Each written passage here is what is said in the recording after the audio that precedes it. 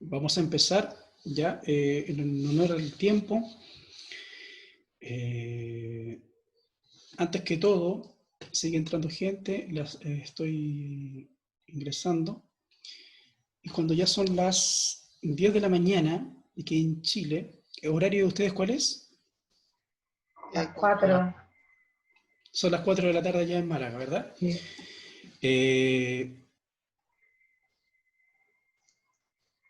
Carlos Pardo.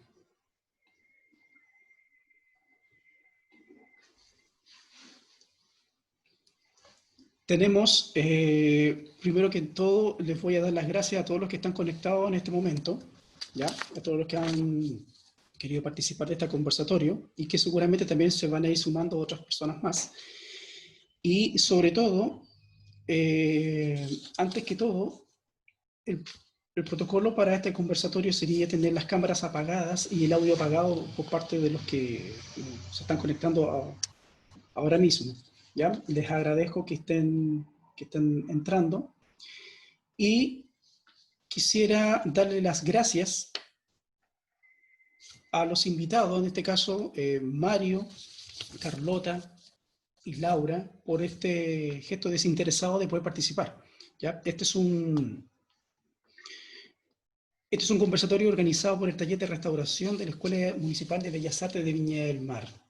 ¿Ya? Así que esto pasa a ser parte de un ciclo que vamos a ir teniendo con otros invitados también, y que vamos a estar hablando de algunos temas en particular con relación al patrimonio o a la cultura en general, el acervo. ¿Ya? La metodología para las preguntas se va a hacer al final. Todos los participantes que se están conectando pueden hacerlas al chat, pero se van a leer al final. ¿Ya? Así que para que cada uno pueda exponer, van a tener un tiempo que ya lo hemos establecido entre nosotros, y la idea justamente es poder solicitarle a los que van entrando que apaguen sus cámaras y silencien sus micrófonos. Así que vamos a dar por inicio, pero antes que todo también, de nuevo, voy a presentarlos, que eso es lo más importante. Carlota Romero Rubio es licenciada en Historia del Arte por la Universidad de Sevilla, máster de Desarrollo Sociales de la Cultura Artística por la Universidad de Málaga, especializada en la gestión cultural y educación en museos y exposiciones. Desde su apertura, trabaja como coordinadora del equipo de mediación en el Centre Pompidou Málaga. Laura Gaviño Fernández, licenciada en Historia del Arte de la Universidad de Málaga, titulada en Conservación y Restauración de Bienes Culturales Muebles de la Universidad de Granada. Actualmente especialista de documento gráfico y pintura en el Departamento de Conservación y Registro de la Casa Natal Pablo Ruiz Picasso. Mario Virgilio Montañez, licenciado en Filología Hispánica por la Universidad de Málaga, gestor cultural, escritor, investigador, poeta y periodista cultural. Jefe del Departamento de Promoción Cultural de la Fundación Pablo Ruiz Picasso, Museo Casa Natal. Ha comisariado exposiciones de arte que se han mostrado en diversas localidades tales como España, Francia, Bulgaria, México, Argentina, Perú, Estados Unidos, Turquía y Corea del Sur. Les doy la más bienvenida y para comenzar, Mario nos hablará y nos va a introducir a estos tres museos, a los cuales él nos va a dar una pequeña exposición. Buenos días, buenas tardes allá, Mario. Buenos días, Chile. Buenas tardes, España. Quiero saludar especialmente, además de agradecerte a ti, José, la iniciativa. Nos conocimos trabajando juntos en Valparaíso. Quiero saludar a Rafael Torres, director del Museo de Bellas Artes Babuiza en Valparaíso, con el que tuve una excelente experiencia de trabajo con la exposición que hicimos allí, Picasso, Amor y Deseo, que también se vio en Iquique y en Santiago. Voy a introducir nuestros tres museos porque yo creo que somos un caso, creo que bueno, atípico y no sé si único, porque nosotros gestionamos un mismo equipo, 3 museos muy distintos de una misma ciudad, Málaga. Todo parte de una iniciativa de la Municipalidad de Málaga, el Ayuntamiento de Málaga, que es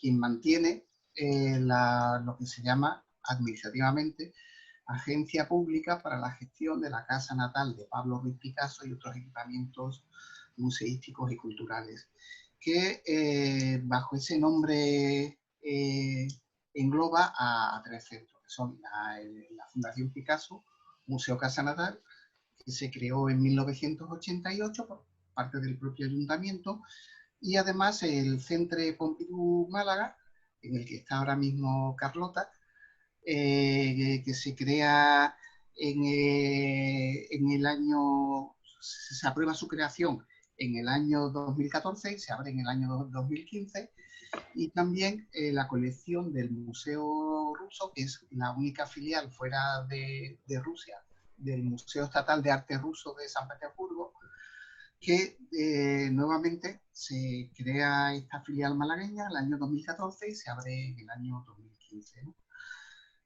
Todo esto tiene una prehistoria.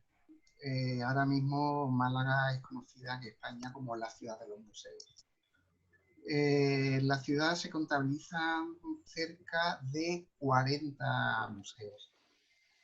Entre ellos los hay pequeñitos, como los museos de las diferentes cofradías, de las principales cofradías de Semana Santa, el Museo de Artes y Costumbres Populares, pero también hay museos importantes, ¿no? Como el Museo Picasso Málaga, que está regido por el Gobierno Autonómico de Andalucía.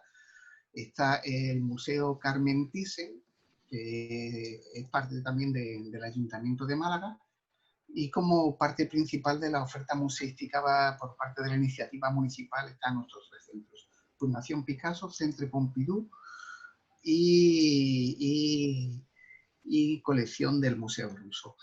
Todo esto parte de que en el año 81 se celebra en todo el mundo el centenario del nacimiento de Pablo Ruiz Picasso, que nació en Málaga el 25 de octubre de 1881, y en 1988 el ayuntamiento, después de haberse puesto en contacto con la UNESCO, porque la UNESCO le dijo al ayuntamiento: tenéis que hacer algo con Picasso desde Málaga, ¿no? Porque en Málaga no había apenas nada en el ámbito cultural. Entonces la UNESCO nos hizo un estudio en el que decía que lo ideal sería abrir en la casa natal un centro de investigación, de estudios, un centro de documentación, y así la UNESCO empieza a recopilar publicaciones y fondos por todo el mundo para hacer realidad que se abriera la casa natal. Estoy viendo también entre los nombres el de una querida amiga, Graciela Antacli, desde Córdoba, Argentina. Bueno, sigo. Entonces, en el año 88, el ayuntamiento compra la casa natal de Pablo Picasso, y en un primer piso, que era lo que se había comprado, un edificio que tenía planta baja más 4 alturas, pues en la primera de ellas nos reunimos una serie de personas, éramos poquitos, en un espacio de unos 120 metros cuadrados, para llevar adelante un centro que recibiera los fondos que había recibido de la UNESCO, fondos documentales, y empezar poco a poco una actividad museística. Así vamos recibiendo el apoyo de la familia Picasso a través de algunas donaciones, como la donación que hizo Marina Picasso, nieta del artista, en el año 89, como la donación que nos hizo la nuera de Picasso, Christine Ruiz Picasso, en 1992, y esto hace que Málaga entre en una dinámica que lleva a que Christine Picasso haga una importante donación a la ciudad. En este caso no la recibe el ayuntamiento, sino la Junta de Andalucía, por una cuestión meramente política. Sin embargo, pues, todos los estudios que se han hecho, todos todos los análisis hablan de que esta donación fue posible gracias a la labor pionera de la casa natal. Y así damos un salto ya hasta esta década, y es porque Málaga es una ciudad que está siempre entre la quinta y la sexta en importancia en España por el número de habitantes. Es la única ciudad con más de medio millón de habitantes, tenemos alrededor de 600.000, que no es capital de región autónoma, y en Andalucía la capital política es Sevilla, conocida en todo el mundo, pero la capital económica es Málaga. Málaga es como decía, una ciudad con un peso cada vez más grande. El año pasado recibimos 1,5 millones de turistas que se quedaran en los hoteles y en los alojamientos turísticos de la ciudad, por lo cual se supone que el número de visitantes que llegaron a Málaga, pero no llegaron a pasar noche aquí, podía superar los 2,5 millones, 3 millones, de los cuales el 62,67% son extranjeros. Entonces, Málaga, viviendo un modelo de sol y playa, estamos a orillas del Mediterráneo, desde la provincia de Málaga, en los días claros, se puede ver la costa de África. Entonces, es un lugar que tiene una ubicación geográfica y un clima verdaderamente atractivos. Pero el ayuntamiento, la municipalidad, viendo que ese modelo de desarrollo turístico nos podía llevar, es decir, del modelo turístico de sol y playa podía llegar a un agotamiento, empezó a buscarse que, por ejemplo, propiciando que Málaga se convirtiera en uno de los centros principales a nivel nacional en el aprendizaje del español como segunda lengua, es decir, español para extranjeros, ¿no? Pero sobre todo apostó por que Málaga fuera un centro de turismo cultural. Así, en el año 2014 hay contactos con el Centre Pompidou en París. El Pompidou parisino en ese momento solamente tenía abierta fuera de París una sucursal en Metz, en el norte de Francia, pero no tenía nada en el exterior. Málaga le convence de que tenemos la infraestructura y los medios suficientes. París acepta, y porque ellos tienen un departamento que es algo así como de mundialización, ¿no? Ellos quieren internacionalizar el producto y la marca Pompidou. Así que dijeron, bueno, vamos a usar a Málaga como laboratorio para ver cómo funcionaría un centro Pompidou fuera de Francia. El resultado ha sido positivo, se han cumplido esos 5 años, han decidido aumentarlo. Carlota me puede corregir, no sé si por 5 o por 10 años más, ¿no? Creo que por 5. 15 en total, ¿no? Sí. Sí, bien. Entonces, el resultado está siendo muy positivo, y también un gran museo que hay en San Petersburgo. Hay mucha gente al comienzo que nos decía, pero vosotros sois el Hermitage. No, no somos el Hermitage. El Hermitage recibe las colecciones estatales de arte extranjero, y el Museo Estatal Ruso, que este año cumple 125 años, recibe las colecciones de arte ruso, ¿no? Tienen 400.000 obras. Así, nosotros llegamos a un acuerdo con ellos de una colaboración que iba a ser durante 10 años, prorrogable por otros 10. También está siendo muy positivos, y entonces en el centro, en la casa natal, si vamos al orden de creación, en la casa natal mostramos hasta 1998 ocupábamos solamente el primer piso del edificio. Ese año conseguimos expandirnos por todo el edificio, vinieron los Reyes de España, Juan Carlos y Sofía, a inaugurarlo, y así mostramos en la primera planta, donde nació Picasso, mostramos una serie de objetos originales de la infancia de Pablo Picasso, objetos que son tan humildes y al mismo tiempo tan valiosos para nosotros como, no sé, el traje con el que lo cristianaron, y con el que lo bautizaron, ¿no?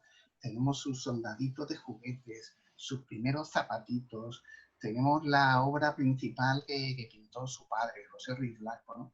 Entonces, la casa natal como museo, lo que hacemos es contar la historia de una familia malagueña, de un niño que desde el nacimiento recibió un destino claro. Su padre era pintor y profesor de la Escuela de Bellas Artes de Málaga, y eso le llevó a moverse siempre en el ámbito artístico hasta llegar a ser el dios del arte. También en la casa natal tenemos en la tercera planta un centro de documentación y biblioteca, que yo siempre presumo de que es el mejor del mundo especializado en Picasso. Una persona que se quería conectar hoy, Paulina Antaqui de Mendoza, ha hecho un libro excepcional sobre Picasso desde el punto de vista de la teoría artística de David Warburg, y lo hizo básicamente en la casa natal, y ella puede dar fe, y sé que lo hace, de que somos como centro de investigación de lo mejor que hay en el mundo. Así que si alguien en Chile está interesado en investigar sobre Picasso, no lo dude. Málaga es el lugar, y dentro de Málaga, la Plaza de la Merced número 15, tercera planta. Y después tenemos una sala de exposiciones en la misma Plaza de la Merced donde nació Picasso, en el número 13, que hacemos exposiciones siempre en torno a Picasso y su mundo. Ahora mismo la exposición que tenemos aquí abierta es la que pueden ver aquí, el catálogo, trozos de piel, Cela, Picasso, Pasiones compartidas, colección Gavarrón. Cela es Camilo José Cela, Premio Nobel de Literatura Español en 1989, una exposición que la abrimos antes de la pandemia y ha estado cerrada casi 3 meses, y durante este tiempo el reto que hemos tenido era mantenerla abierta. Así que voy a contar cómo fue antes de pasar. Yo le pido disculpas a Carlota y a Laura, porque ya saben que hablo muchísimo, también lo sabe José. Y lo que quiero contar es, por ejemplo, cómo vivimos en Málaga la pandemia desde la casa natal, ¿no?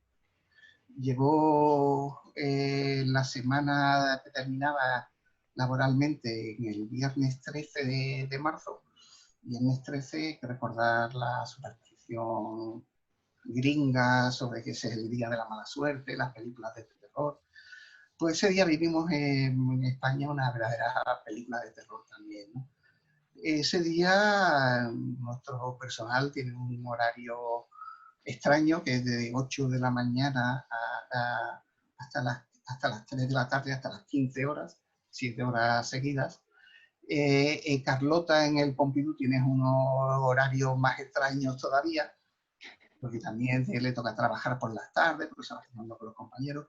Pues bien, esa mañana, a una hora tan rara como las 8 y 10 de la mañana, nuestro director José María Luna, al cual invité a participar en este conversatorio, pero él me dijo, es que esa hora él estaba en carretera, estaba viajando por el interior de España, ¿no? Dijo, así que, por favor, excúsame con los amigos chilenos. Entonces, él nos llamó a su despacho, nos reunimos todos, diciendo, ¿qué pasará? ¿No? Él dijo, no, señores, posiblemente hoy el gobierno declare el estado de alarma. Eso significa que todo el mundo se tiene que quedar en la casa y tenemos que cerrar los museos. Así que vamos a improvisar ahora mismo sobre la marcha qué vamos a hacer. Entonces él propuso, con buen criterio, que teníamos que desarrollar contenidos para las redes sociales, para, aunque nuestras puertas estuvieran cerradas, poder hacer que la gente desde su casa, desde sus computadoras, pudiera disfrutar de nuestra oferta. Así, en esa mañana yo la pasé haciendo una lista de 28 posibles videos que podíamos grabar para comunicar lo que tenemos simplemente en el Museo de la Casa Natal, en la primera planta, más otro video sobre la exposición Trozos de Piel. Así que en esa misma mañana ya empecé yo a grabar algunos de los videos y los demás compañeros se dedicaron a ir recogiendo todo el material, todos los papeles que podían, ir desarrollando sus propuestas también para continuar vivos, aunque las puertas estuvieran cerradas y la ciudad estuviera muerta. Cuando llegó a las 3 de la tarde, aquello era como si fuera un incendio, nos tenemos que ir, mirábamos atrás a ver si nos habíamos dejado algo importante. Ya a la mañana siguiente, el sábado, ya los museos estaban cerrados, el gobierno se reunió durante todo el día para preparar el decreto del estado de alarma y esa misma noche entró en vigor. Ya el domingo España era un desierto. Todos estábamos asustados, no sabíamos lo que iba a pasar, suponíamos o esperábamos, o yo como soy muy cobarde, yo incluso deseaba que hubiera policía en mi calle, la gente, oiga, no se puede pasar porque puede contagiar a los demás. Las calles se quedaron vacías, hubo que preparar unos salvoconductos firmados por el director, autorizándonos a ir al centro de trabajo por si teníamos que recoger algún material. Yo lo aproveché para grabar en una mañana 25 videos breves y así es como nos lo tomamos. Durante todo el confinamiento, que sé que en Chile seguís confinados, aquí ya hemos pasado lo que se llama la nueva normalidad, ¿no? Es nueva, pero no es normal. Estamos todavía muy lejos, ¿no? Pero os quiero animar y decir que desde la experiencia de esta España decadente y lejana y enferma, que la clave es perseverar, respetar la distancia social, usar las mascarillas o barbijos, como se les quiera llamar. Pues bien, paso a hablar del siguiente centro, el Centre Pompidou Málaga. El Centre Pompidou Málaga, el día antes, he hablado de cómo fue el viernes 13, que fue el día del terror. Pues bien, el jueves 12 de marzo inauguramos esta exposición de Miró a Barceló, un siglo de arte español, y es una exposición que son fondos del Centre Pompidou de París. Son en su mayoría artistas españoles, más otros artistas internacionales ligados a estos artistas españoles. Y tenemos obras, voy a nombrar a algunos, de Eduardo Chillida, Salvador Dalí, Max Ernst, Alberto Giacometti, Julio González, Juan Gris, René Magritte, Man Ray, André Masson, Joan Miró, Juan Muñoz, Francis Picabia, Pablo Picasso, Jaume Plensa, Antonio Saura, Yves Tanguy y Antoni Tapies. Es una exposición de primera categoría. Podéis ver aquí algunas de las obras, como este Picasso, este otro Picasso. Entonces son obras de primera categoría internacional. Las colecciones del Pompidou son fastuosas. Y en este caso la pudimos inaugurar, pero solamente se quedó abierta al público un día. Un día. En la casa natal, durante el encierro, hablamos con los propietarios de la colección Trozos de Piel, y entonces ellos dijeron, oye, sí, que estamos de acuerdo con prorrogarla, ¿no? Entonces esa exposición que iba a terminar en junio, pues hemos conseguido que termine a comienzos de octubre, ¿no? En el caso del Centro Pompidou, esta exposición de Miró a Barceló va a durar, Carlota, corrígeme, ¿año y medio o 2 años? Año y medio. Año y medio. Entonces, ha sido afectada, va a estar menos tiempo, pero no se contempla que haya una prórroga del préstamo, ¿no? Además, hay que tener en cuenta que el Centro Pompidou de París tiene una participación muy directa en el Centro Pompidou Málaga. Ellos nos ceden el nombre Pompidou, nos prestan sus colecciones y también nos ofrecen asesoramiento. Es decir, que las actividades que se organizan en Málaga se hacen en colaboración con el Centro de París. El equipo francés está viniendo a Málaga con mucha frecuencia, hay un comité de seguimiento mixto hispano-francés y entonces todos los pasos se van concertándolo entre las dos partes. Una mayor libertad nos permite el caso del Museo Ruso. El Museo Ruso pasó que cuando llegó el estado de alarma y el confinamiento, estábamos en pleno cambio de exposiciones. Porque el Museo Ruso tiene una exposición anual, dura un año, y exposiciones temporales de 6 meses. En ese caso había coincidido que se estaban cambiando tanto la anual como la temporal. Entonces dejamos medio terminada de montar una exposición que se titula Rompiendo el silencio, el cine mudo en Rusia. Pueden ver que nuestros catálogos del Museo Ruso son trilingües: español, ruso e inglés. Entonces son carteles de cine mudo ruso. Y esta exposición, como decía, se quedó a medio montar, pero sabiendo que se iban a cerrar las fronteras, los correos rusos que habían venido para realizar el cambio de exposiciones con nuestro equipo español, pues tuvieron que abandonar apresuradamente España, se iban a cerrar las fronteras, y entonces quedó otra exposición más. Esta es muy pequeñita, Andrei Tarkovsky, maestro del espacio.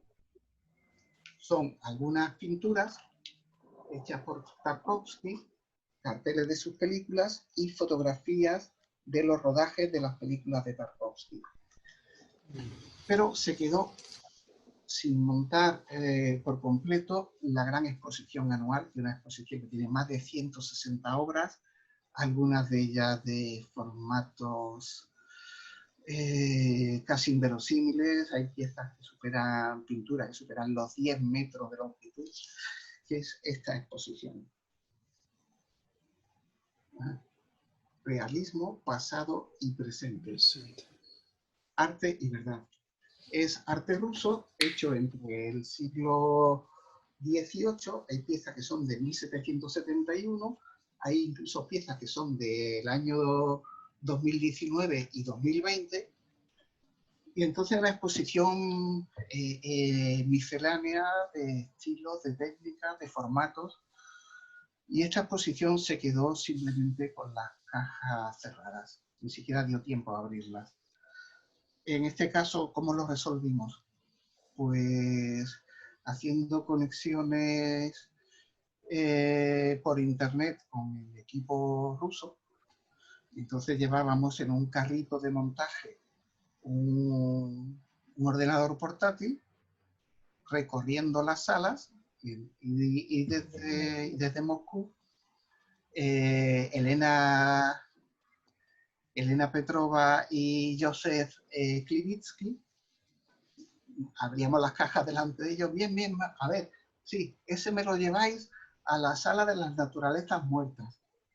Entonces íbamos con el carrito mostrándole cómo llevamos la obra a esa sala. Es decir, era una transmisión en directo, como si ellos estuvieran aquí, montar esa exposición, ¿no? La hemos inaugurado hace un par de semanas, cuando ya aquí se llegó a esa nueva normalidad. Y en el Museo Ruso tenemos un auditorio con 200 plazas. En el Pompidou tenemos un auditorio con 120 y tantas plazas.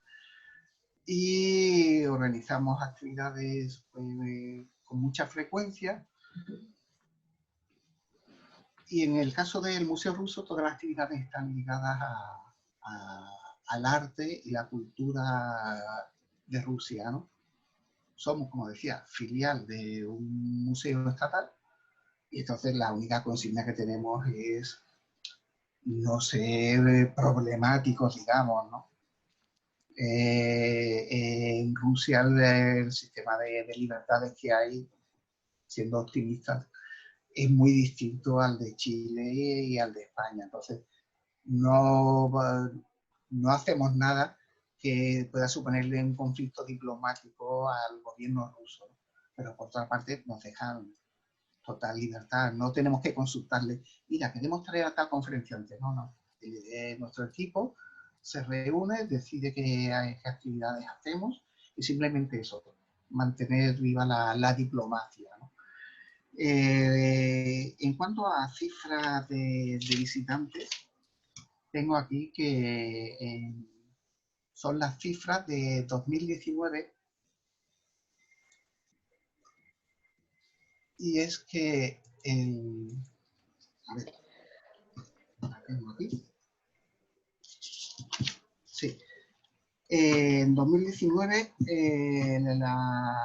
la Fundación Picasso, el Museo Casa Natal, recibió 120.789 visitantes, que son 5.000 menos que el año anterior.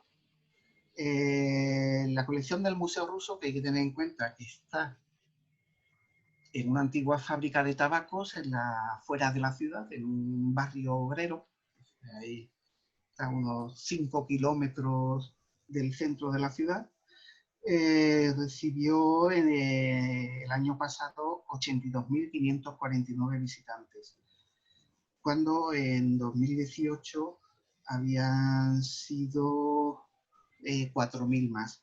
Y en cambio el Centre Pompidou mejoró sus cifras porque en 2019 tuvo 176.434 visitas, cuando en 2018 fueron 165.522. Es decir, subimos en 10.000 personas, ¿no? Como decíamos, son tres museos muy, muy diferentes. El Pompidou centrado en el arte contemporáneo, de las vanguardias históricas hasta nuestros días. El Museo Ruso, bajo la común nacionalidad rusa de las obras, son colecciones estatales, ¿van? Desde el siglo XVI hasta el siglo XXI. Y en la Casa Natal nos centramos en Picasso. Tenemos una colección de unas 850 obras de Picasso.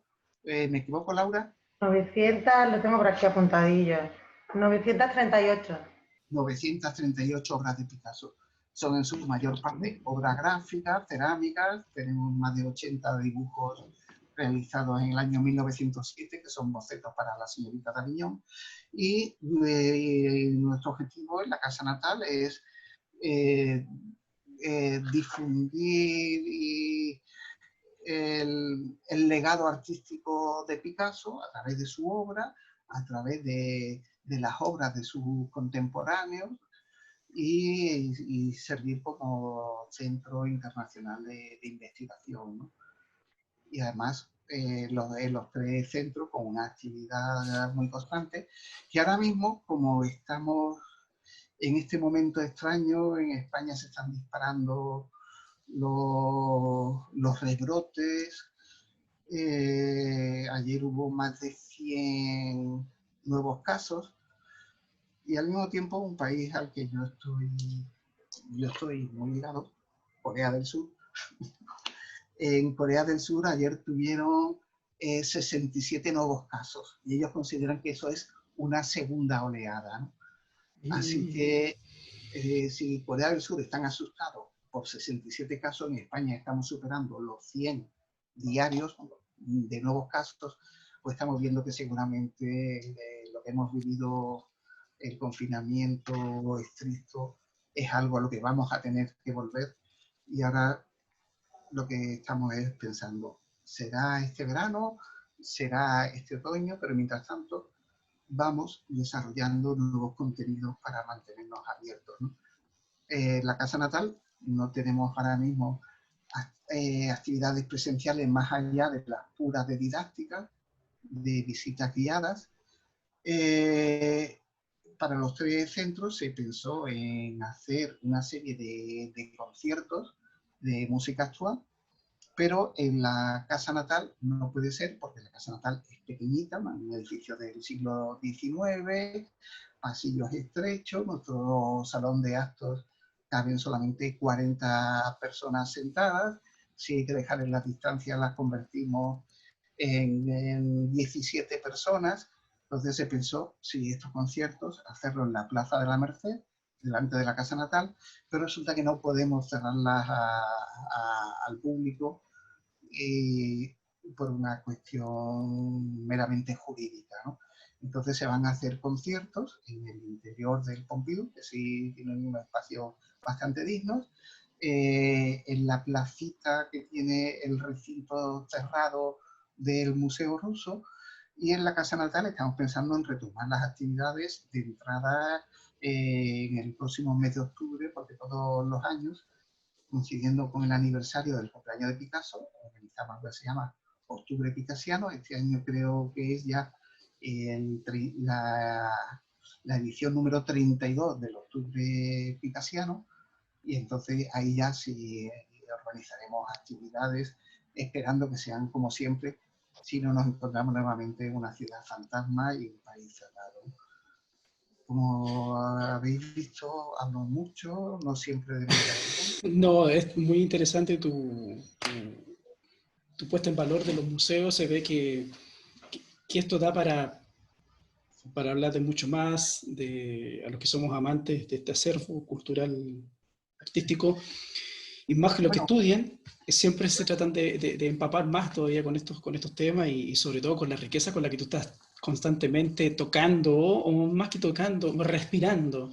Tú me hablabas de que había una diferencia entre el Museo Picasso y la casa natal, que encontré muy interesante. Sí, ¿cómo lo definirías tú brevemente para quien lo la está puedo contar. escuchando? Bueno, al dar por terminada mi intervención, se me olvidaba hablar del programa Picasso Exterior. Picasso Exterior son todas las exposiciones hechas con nuestras colecciones fuera de la casa natal, ¿no?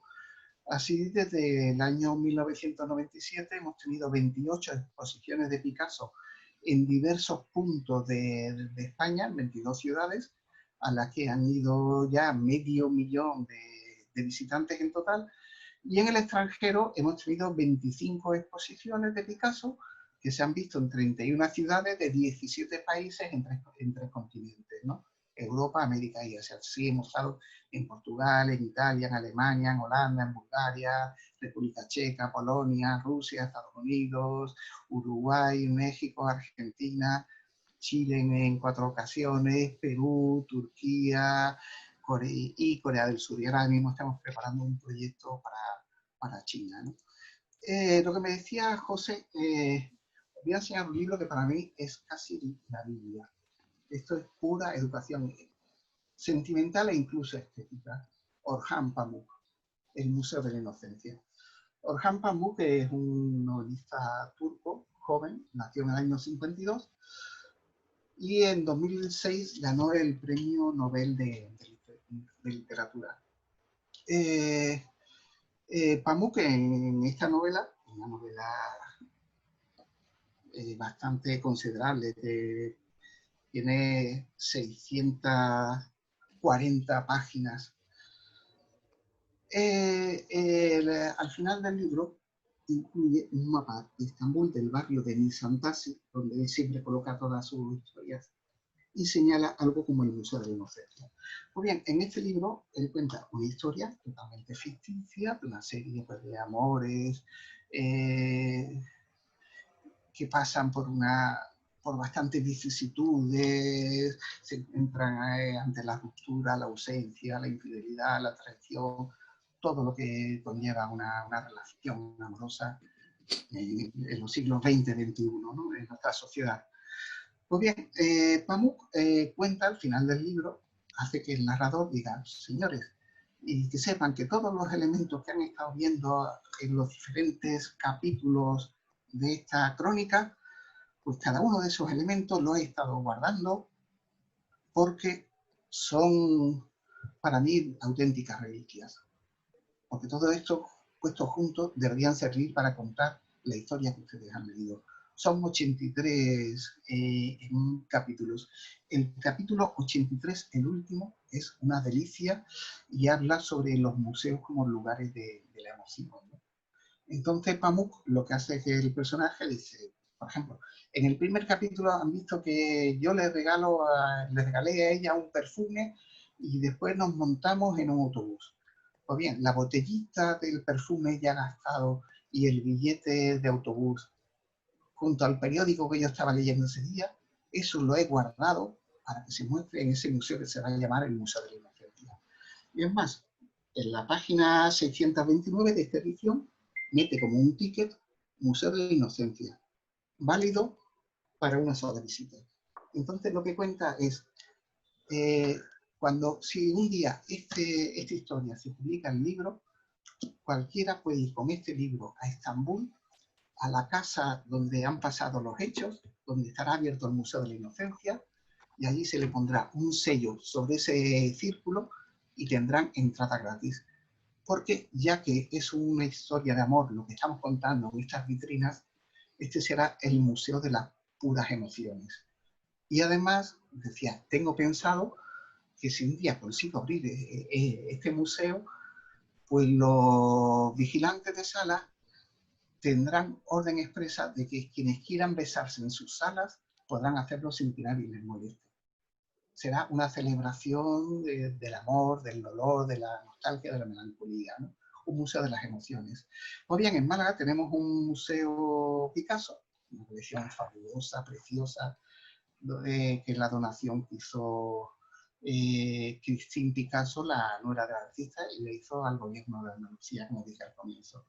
Es un museo, una colección, como decía, fantástica, pero es un museo que es óptimo para quien quiera ver obra de Picasso. Quiero ver obra de Picasso cubista, ahí la tiene. Surrealista, ahí la tiene. De la época clásica, ahí la tiene. Pero en la casa natal, no, a pesar de tener esa colección de 950 Picassos, lo que hacemos es apostar por algo distinto, apostamos por las emociones. Nosotros somos el equivalente al Museo de la Inocencia de Orhan Pamuk. Quien no se lo haya leído, búsquenlo porque es una lectura magnífica para estar encerrado en casa y para descubrir una obra maestra desconocida. Pues bien, nosotros en la casa natal lo que hacemos es reunimos esos pequeños objetos, como decía, el traje con el que lo bautizaron, los soldaditos de plomo, la camisetita con una letra P bordada por la madre de Picasso, la única escultura que hizo su padre y que el padre maquillaba cada día porque el padre era ciclotímico y quería mostrar cómo se sentía a través del maquillaje que aplicaba a esa figura de una virgen, ¿no? Pues bien, nosotros apostamos por eso. El otro día en una prueba que hicimos con los tres ponentes y José, yo conté una historia que ahora la quiero compartir con ustedes en Chile y en Argentina, que es bastante, a mí me conmovió mucho. Siempre que la cuento me emociono. Maya Picasso es la hija mayor de la que viven de Pablo Picasso. Maya nació en el año 35, de manera que tiene ahora mismo 85 años y está bastante fastidiada de salud. Pues hará como unos 15 años, ella vino a la casa natal Y dice, Mario, acompaña a la señora Picasso y explícale todo esto.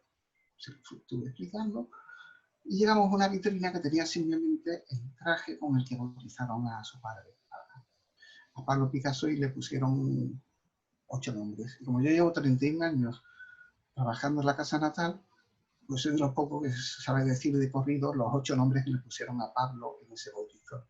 Pablo, Diego, José, Francisco de Paula, Juan Nepomuceno, María de los Remedios, Cristina y Cipriano de la Santísima Trinidad, Luis Picasso. Pues bien, cuando yo a la hija de Pablo, Diego, José, Francisco de Paula fui y le mostré esa vitrina, Maya de pronto dejó caer el bolso y el abrigo que llevaba en el codo, era invierno, se llevó las manos a la cara y empezó a llorar. Yo me quedé, claro, callado, que ya es difícil, di un paso hacia atrás, a ver qué pasaba, dejé pasar 23 segundos, di un paso adelante, me acerqué y dije, Maya, ¿está bien? Y entonces ella se descubrió su cara y con las lágrimas cayendo me dijo, mira Mario, mi papá se fue de Málaga y no volvió. Mi abuelito, es decir, el padre de Picasso, se fue de Málaga y no volvió. Yo sé que si ellos hubieran podido volver a Málaga, hubieran venido a esta casa. Yo sé que si ellos hubieran venido a esta casa, al ver el amor con el que estáis mostrando estos objetos, ellos habrían llorado. Ellos no pudieron volver, ellos no pudieron llorar. Yo he vuelto y estoy llorando con ellos. Y me lo decía con las lágrimas cayéndole. Entonces nosotros el discurso expositivo que mostramos en la casa intentamos mostrar eso, ¿no? Las emociones, o sea, porque Picasso siempre recordaba Málaga y vivía la pura nostalgia, ¿no? Entonces nosotros intentamos mostrar cómo es importante los sabores, los olores, los aromas, los paisajes de la infancia, ¿no? Decía Rilke que la infancia es la verdadera patria del hombre, ¿no? Y nosotros creo que lo mostramos en la casa natal. Y como me ha quedado también la cita de Rilke, me callo y te doy paso a ti, José, para que introduzca la conversación con Carlota y con Laura, y yo le doy a mantenerme en silencio. Muchas gracias por vuestra atención. No, te quiero agradecer, Mario, por esta exposición que acabas de hacer, de esta introducción que nos das de los 3 museos, los cuales sé que están a cargo, y por supuesto, tu experiencia de vida es el mayor testimonio que entrega los museos en general, el personal que trabaja en los museos, sobre todo cuando son colecciones de artes decorativas o de casas museo. El sabor es diferente a una galería. La galería, como todos sabemos, presenta obras, pero no pertenece a nadie, puede pertenecer a todos. En cambio, una casa, tú sabes a dónde vas, ves el mobiliario, puedes respirar de alguna forma la época, si es que está bien, si es que está bien dispuesta, ¿no? Es otro sabor. Y yo te quiero dar las gracias por esa historia, porque eso es lo que tratan de generar actualmente los museos, sentimientos, ¿no es cierto? Ahora pasamos con Carlota, que nos va a hablar un poco del tema de la gestión en torno a las actuales condiciones de exposición. Sí, dígame, Carlota. Bueno, pues buenos días a todos y a todas. A mí me ha tocado hablar de la situación en la que nos encontramos ahora mismo. No es nada fácil porque hemos reabierto, la mayor parte de los museos en Málaga abrieron sus puertas de nuevo el pasado 26 de mayo y no es nada fácil hablar o intentar analizar algo que está pasando en estos momentos. Es decir, no contamos con la perspectiva histórica para saber cuáles son las consecuencias o cuáles son las conclusiones que vamos a sacar de lo que estamos viviendo ahora mismo. Yo, en mi caso, para hablar de esto, me remontaría, como ha hecho Mario, al 12 de marzo, que fue cuando inauguramos la colección de la que él ha enseñado el catálogo, de Miró a Barceló.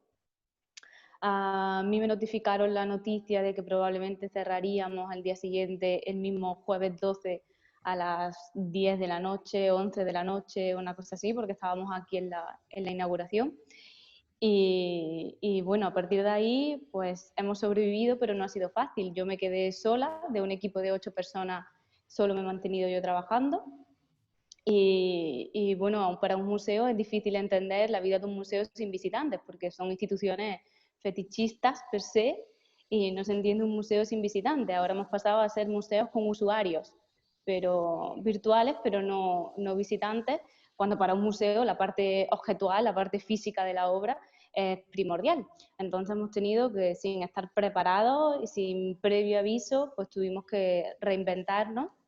Pero lo cierto es que había una parte positiva de la que se hablaba y de la que podemos seguir hablando, que es la parte de reinventarnos, la parte de reconceptualizar qué es un museo y cuál es nuestro papel o nuestro rol dentro de la sociedad. Yo espero que no caiga en el olvido ese análisis o digamos, esas conclusiones, porque parece que desde que hemos reabierto hemos puesto la máquina otra vez en marcha y ahora nos perdemos en el día a día y en la vorágine de intentar adaptarnos a las nuevas medidas de seguridad, que no son pocas, de prevención, de higiene, etcétera, etcétera. En nuestro caso, pues hay toda una serie de medidas de seguridad, como pantallas de metacrilato para las personas que están en contacto directo con el público, hay gel hidroalcohólico, la obligación de la mascarilla para visitar los museos, aforos más restringidos. Y en nuestro caso hemos empezado a poner en marcha tímidamente actividades que ya llevábamos a cabo antes, como visitas guiadas, talleres, etcétera, pero con un aforo mucho más reducido. Si antes hacíamos actividades de grupo para como máximo 25 personas, ahora las hacemos para como máximo 8 personas. Lo cierto es que el número de visitantes ha caído considerablemente. Pues de una media de 400 visitantes al día, ahora podemos hacer una media de 50 visitantes al día, una cosa así. Se ha puesto en marcha una campaña que se llama Por la Cara, una campaña de comunicación para que aquellos visitantes que quieran entrar, pues haciéndose un selfie, subiéndolo a las redes sociales, puede tener acceso a una entrada gratuita. Entonces están intentando poner en marcha campañas o acciones para que la gente vuelva a confiar en nosotros y vuelva a disfrutar del enfrentamiento directo con la obra, que es lo que hemos echado de menos todo este tiempo.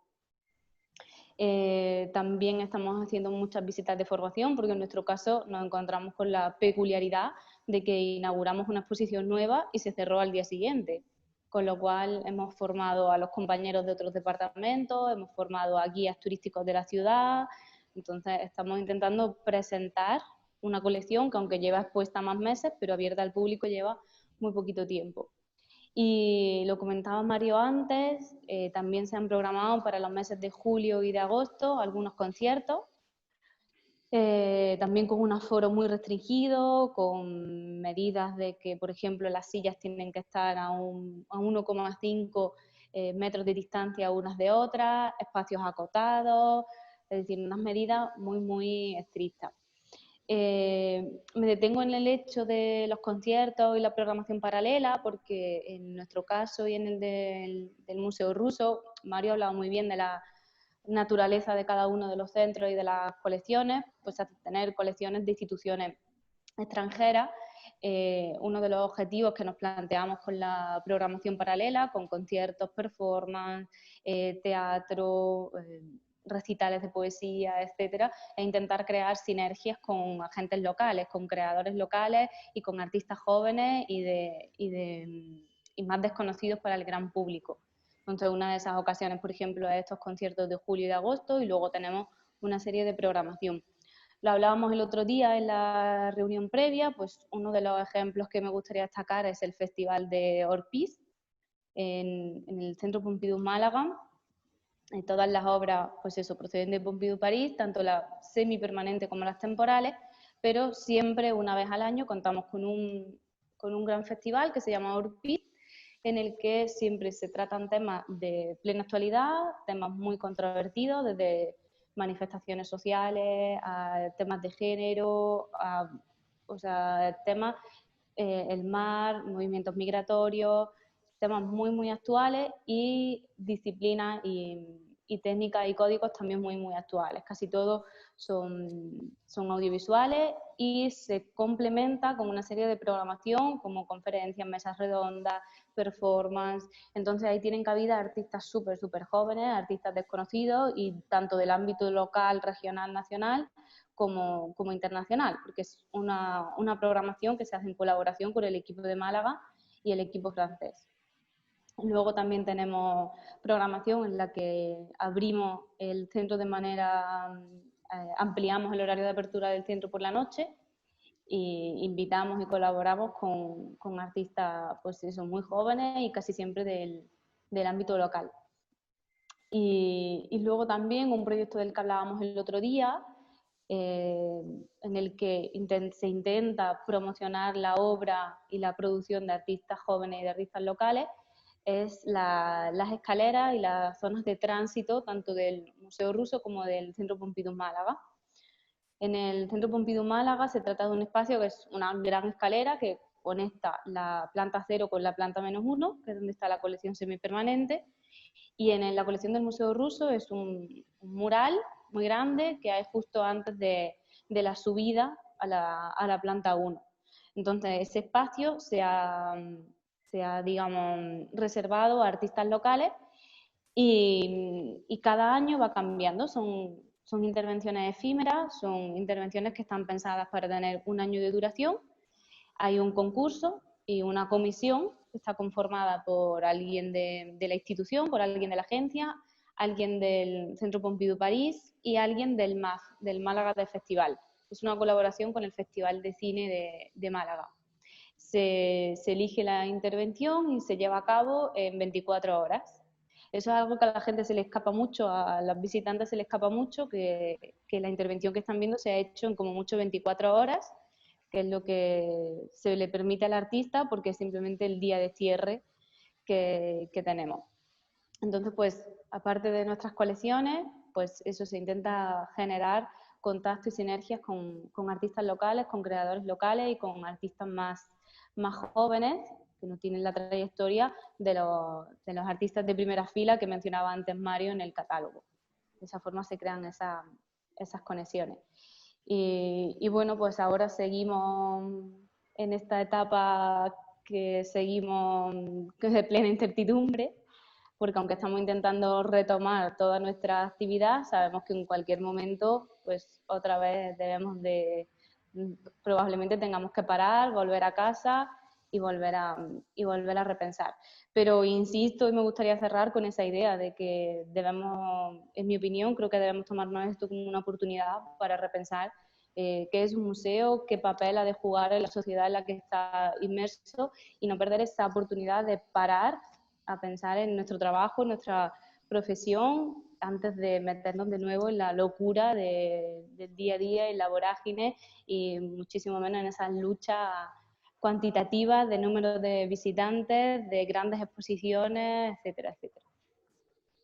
Bueno, no sé si me he dejado algo atrás, he intentado ceñirme al tiempo y no sé si es muy rápido o me he dejado algo atrás. No, bien, mira, al contrario, voy a enfatizar en que son muy buenas las ideas que han estado tomando para poder promover a los artistas, en este caso los artistas jóvenes, que como lo comentábamos antes, no siempre tienen el espacio, no siempre tienen a lo mejor los contactos, pero sí ustedes fomentan de alguna forma el que se acerquen, el que postulen, ¿no es cierto?, a espacios como este que tú me comentabas. Incluso creo que son medidas que incluso se pueden, incluso de buena manera, tomar acá, incluso en Valparaíso, en Viña, a lo mejor incluso en Chile. Si se hace, debe estar haciéndose en alguna parte. Es poco, a lo mejor sí, pero yo creo que podría ser ahí un buen punto, a lo mejor para los artistas también jóvenes, o que van saliendo ya del estudio, porque regularmente la idea del artista cuando estudia es hacer solo arte, ¿no es cierto? Como lo comentábamos, y muchas veces estudiar arte te lleva a otros rumbos, ¿no? Pero en ese caso estaría bien incentivar al artista a que exponga, ya sea en muros que son previamente ya delimitados, ¿no es cierto?, con alguna temática, y que él se pueda mostrar, ¿no es cierto? Es una vitrina grande, y sobre todo para otras exposiciones, donde a lo mejor el tema en particular pueda ser, no sé, una exposición X de algún artista ya, pero como la visión de otros artistas tienen de ese artista, o sea, como una especie de la tapa, se podría decir. Y yo creo que está muy bien pensado lo que ustedes están haciendo.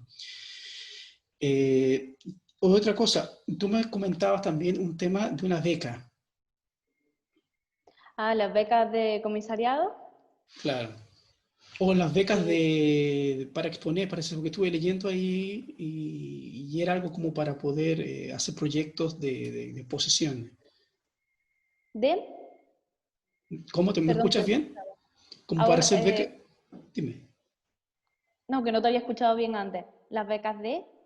De exposiciones parece ser, para proyectos de exposición.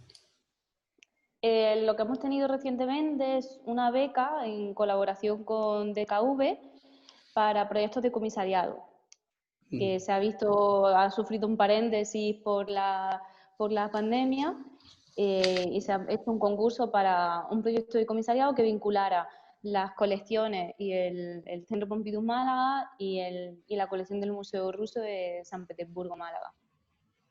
Esa es la que hemos tenido hasta el momento. Luego, los otros proyectos en los que se pueden postular los artistas son el de la escalera que yo comentaba antes, el de los espacios de tránsito no lugares que se han ganado como espacios expositivos.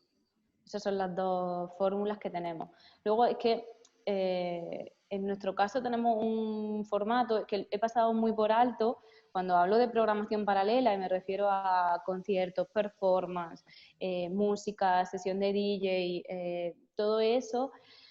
He de decir que muchas de esas piezas son producciones que se hacen en colaboración con la institución, es decir, muchas veces son piezas que la institución le encarga a un artista porque su trabajo conecta o aporta de alguna forma a nuestras colecciones. Y he pensado, no lo he desarrollado mucho cuando tú has dicho que la obra de un artista se puede usar para conectar, para dialogar o para explicar la obra de otro artista. Entonces nosotros hacemos muchísimo, nosotros desde el área educativa pues tenemos un programa en marcha que hacemos talleres con artistas, y entonces consiste en eso, a través de la obra de un artista súper joven que acaba de terminar en la facultad, lo que hacemos es acercarnos e intentar entender la obra de otro artista que está expuesto en nuestras salas. Entonces es un perfil de productor, de artista, pero también educador, porque Mira tiene qué que bien.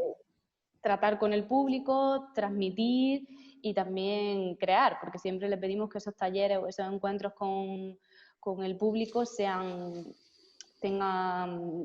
activos, sean productivos, que se genere algún material o algún resultado material de ese encuentro. Mira qué bien, tenemos harta tarea, parece, por estos lados. Te agradezco, Carlota. Si la gente tiene preguntas, que las pueden ir haciendo al chat para ser leídas al final, ¿ya? Vamos a pasar a Laura. Laura creo que se lleva el trabajo no visual, ¿cierto? La actividad de los museos y en base a las obras, cómo se están cuidando. Eso, como ha dicho José, trabajo en el Departamento de Conservación de la Agencia, en las tareas de registro, y vuestro profesor me ha pedido que os hable de la conservación. Me ha comentado que vosotros, los alumnos de Bellas Artes, estudiáis la conservación y la restauración como conciencia de respeto por vuestra propia obra.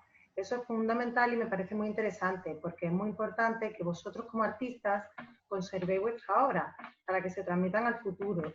Vosotros tenéis que ser los primeros interesados en que vuestra obra perdure en el tiempo y que se preserve a las generaciones futuras. ¿Para qué creáis entonces la obra? Para eso, para transmitir algo, para transmitir emociones, sentimientos, sensaciones, ideas a otros, a otras personas.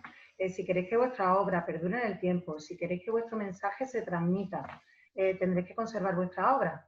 Los artistas siempre en la historia del arte han cuidado mucho la elección de los materiales, cuáles eran los materiales más idóneos, más duraderos, como pueden ser los soportes, las telas, las maderas, las piedras, incluso fabricaban ellos mismos los pigmentos y los aglutinantes. Su última intención era que la obra fuera eterna, que perdurase lo máximo posible y que no se deteriorase. Como artistas tenéis que cuidar vuestra obra, Tenéis que cuidar vuestros materiales que empleáis, tenéis que cuidar los procesos de ejecución, tenéis que cuidar la forma de almacenar los lienzos en la escultura o la forma en la que transportáis vuestras obras. Las obras se pueden degradar por factores endógenos, intrínsecos, propios de la propia obra, de la composición de los materiales, o por factores exógenos, que son factores externos que pueden influir en la propia composición de la obra, como pueden ser factores medioambientales o el factor humano, como pueden ser los accidentes. El tiempo cambia su materia y si no lo conserváis, los colores pueden perder su intensidad. El soporte puede sufrir degradaciones y alteraciones y la forma puede variar. Hay que intentar conservar para mantener en el tiempo tal como lo habéis creado. Hay que intentar congelar el tiempo lo máximo posible y que no haya degradaciones posteriores. Por eso los lienzos, los restauradores, eliminamos la pátina o el barniz oxidado porque no es el original del autor, sino que el tiempo ha actuado y ha desvirtuado la imagen original de la obra tal como el artista lo concibió. Un dato curioso que a lo mejor os puede interesar como artistas es que las intervenciones de restauración devalúan las obras de arte, cuestan menos dinero o pierden valor económico, porque si esa obra ha sido restaurada y ya no es la obra original, sino que ha tenido una intervención posterior, ya no es fruto del artista. En el mercado del arte una obra está más cotizada si su estado de conservación es bueno y no se ha restaurado. Así que conviene que se conserve en las mejores condiciones. Como artistas que sois todos, como que estudiáis arte, tenéis esa sensibilidad hacia las expresiones artísticas y tenéis que conservar no solo por vuestras propias obras, sino por todo el patrimonio y el arte que os rodea. Debéis de transmitirle a vuestro entorno, familiares y amigos que el arte es la seña de identidad de cada pueblo, de cada ciudad, de cada país, en que los ciudadanos nos vemos reflejados como un espejo y nos identificamos como colectivo. El arte nos une a las personas y nos hace sentir orgullosos de dónde somos y de dónde vivimos. En este sentido están los museos, como señas de identidad de cada lugar. Desde los museos conservamos ese patrimonio histórico-artístico, como puede ser mi trabajo o el de José Riquelme. También desde los museos se investiga, como hace Mario o el Centro de Documentación. Y también se difunde y se hace accesible a todas las personas, como hace Carlota. Nuestro museo, la Casa Natal de Picasso, que ya Mario ha estado hablando ampliamente de él, se abrió en 1988. Fue donde nació Picasso hace 139 años, en 1881. Y por intentar relacionarlo con esa imagen sentimental, hay que señalar, como ha dicho Mario, que es un museo más familiar, más sentimental, más cercano. Transmitimos la idea de Picasso persona, Picasso ser humano, y no solo se difunde la figura de Picasso artista a través de su obra o de sus creaciones artísticas, también difundimos la figura de Picasso bebé, Picasso niño, Picasso joven, así como su faceta más familiar, más íntima, más personal, más privada, como Picasso hijo, Picasso hermano, Picasso sobrino, las múltiples facetas de su vida más íntima y de sus orígenes a través de la casa donde lo vio nacer. Museos Picasso hay muchos, en La Coruña, en Barcelona, en Málaga, en París, pero casa natal solo hay una. Ese es nuestro valor, es lo que debemos de resaltar y potenciar como institución. Los familiares de Picasso siempre han tenido una estrecha vinculación con nuestro museo, tal como también ha adelantado Mario. Hay muchos familiares que no han donado y no han depositado pertenencias familiares y obras de Picasso. Marina Ruiz Picasso, su nieta, en 1899, en la génesis de nuestra historia, donó la carpeta Sueño y Mentira de Franco, que son los grabados que anteceden a la famosa obra del Guernica. Y de ahí ya fue cuando se empezó a formarse la colección de la Fundación. Lola Ruiz Picasso, la hermana de Picasso, y su familia, Jaime y Xavier Vilató, nos donaron el traje de cristianal con el que Picasso se bautizó a los pocos días de nacer, el fajín umbilical, el chaleco del padre, también unas sábanas, unos pendientes para la madre, y nos han depositado una escultura del padre, la única que hizo, como ha comentado Mario, que fue ejecutada por José Ruiz Blasco, que fue el padre de Picasso, profesor de Bellas Artes y conservador, como José Riquelme, ¿o no? Y nos depositaron hace unos 5 años unos cuadros decimonónicos de artistas malagueños que eran unos artistas, colegas y amigos de la familia, y habían dedicado estos cuadros al propio José Ruiz Blasco. Se puede decir así como que esos cuadros han vuelto a la casa donde estuvieron colgados. También Maya Picasso, con la historia que ha contado Mario, su hija, nos donó los primeros zapatos con los que Picasso empezó a andar y los soldaditos de plomo con que jugaba su padre de pequeño. Maya fue uno de los hijos que tuvo Picasso de las muchas mujeres de las que compartió su vida y que la historiografía destaca a 7 de ellas que marcaron su trayectoria artística. No olvidemos que el artista es fruto de su vida y sus creaciones son fruto de su vivencia. tal y como he señalado antes con la idea de Picasso, persona, artista. Otro familiar importante que ya se ha resaltado, que no puedo olvidar señalar, es Christine Ruiz Picasso, su nuera, que hizo una importante donación en 1992 de 10 libros ilustrados por Picasso y que forman parte de nuestra colección. Todos estos elementos familiares que forman el ambiente picasiano, que es la colección permanente del museo, forman parte de la colección familiar del artista. Pero nuestro patrimonio histórico-artístico está formado por cerca de 7.000 obras. Exactamente, está formado por 6.924 obras, de los cuales un 13% son de Picasso. Tenemos 938 obras de Picasso, entre grabado y litografías, libros ilustrados, cerámicas, dibujos. La joya de nuestra colección, como ya se ha dicho, es el cuaderno de la señorita Draguignan, que es un cuaderno de dibujos hecho de la mano de Picasso. Desde mi función, entonces, tengo que señalar que me encargo de las labores de registro, inventario y catalogación de las 14 colecciones, que están divididas por autor y tipología, y las tenemos informatizadas en 21 inventarios o bases de datos. El Departamento de Conservación es un equipo que se divide en torno a los 3 museos, y el principio que nos regimos, todo el departamento, es por el principio de conservación preventiva de los fondos museísticos, que está guiado por un criterio de mínima intervención, de mínima restauración sobre la obra, de los mínimos movimientos y mínima exposición, y que las obras descansen después de ser expuestas. De todo el total de obras, solo un 2% de todo nuestro patrimonio es el que está expuesto. El resto de obras están almacenadas en nuestros almacenes, depósitos o salas de reserva. Entre más labores del Departamento de Conservación, hay que destacar que revisamos a diario las obras expuestas, una labor que también se desempeña por el personal de mantenimiento, el personal de seguridad y el personal de sala de los 3 museos, que informan a su vez al Departamento de Conservación. Se hacen chequeos de las obras a diario, se envían estos chequeos y estos reportes diarios, se envían cada día tanto al Centro Pompidou de Málaga como al Museo Ruso de San Petersburgo, junto con las gráficas de humedad y de temperatura. También se limpian a diario vitrinas y mobiliario expositivo, y se limpian las obras según un cronograma. Hay obras que tienen que ser limpiadas a diario, otras semanalmente, otras quincenalmente y otras mensualmente. También nos encargamos del control ambiental de los parámetros termohigrométricos de humedad relativa y temperatura, a través de unos sensores y data logger que envían la información a las aplicaciones informáticas que nos avisan de posibles cambios de humedad relativa y de temperatura, y nos alertan si se sale de esos rangos. En Málaga suele variar entre 50 y 55 de humedad relativa y de temperatura entre 21 y 22 grados. Realmente lo importante es que los parámetros sean estables y no haya ningún tipo de oscilación ni fluctuación.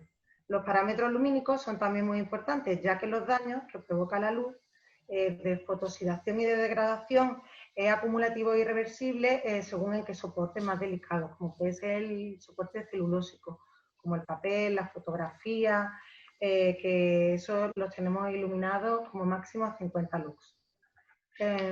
Otra misión fundamental del Departamento de Conservación es el préstamo de obras de arte, la organización, coordinación y supervisión del montaje de exposiciones temporales.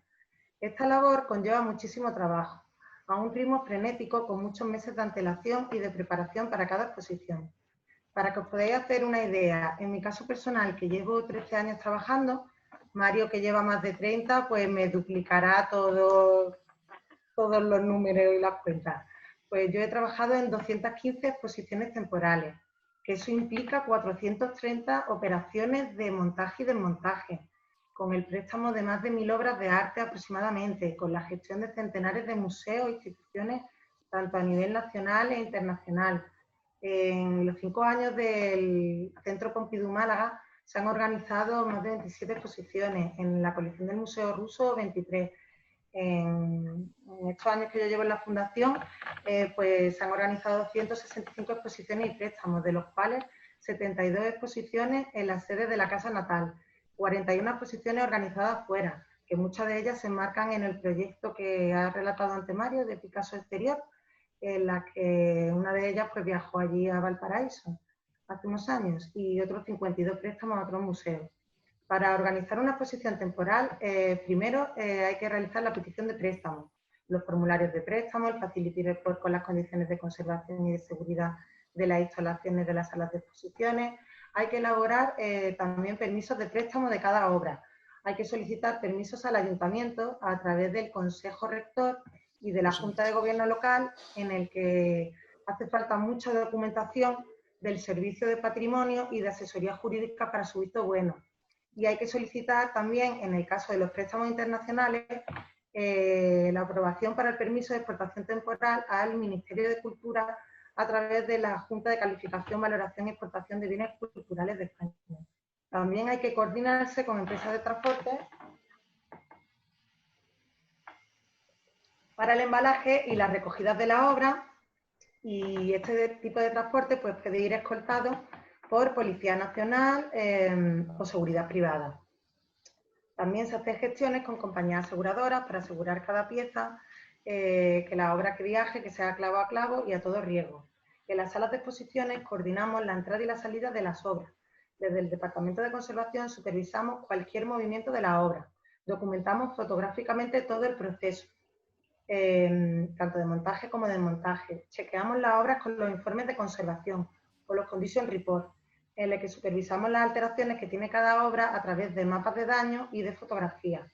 Y apuntamos que sean las mismas alteraciones y anomalías que no varían su estancia, que no varían estas alteraciones en su estancia de exposición en el museo, como pueden ser pequeñas manchas, ondulaciones en el papel o deformaciones.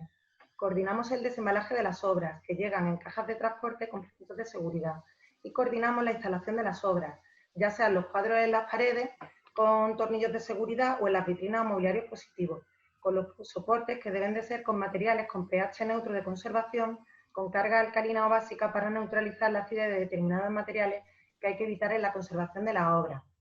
En las exposiciones temporales hay que coordinar a numerosos profesionales y diferentes equipos de trabajo, como pueden ser los comisarios, los conservadores, los restauradores o correos, montadores y transportistas, pintores y carpinteros, electricistas y técnicos de iluminación, técnicos de aire acondicionado, diseñadores, profesionales de imagen, gráfica, vinilo, personal de limpieza, personal de seguridad, personal de sala, también los compañeros de mediación, de didáctica, del centro de documentación y biblioteca y de la administración.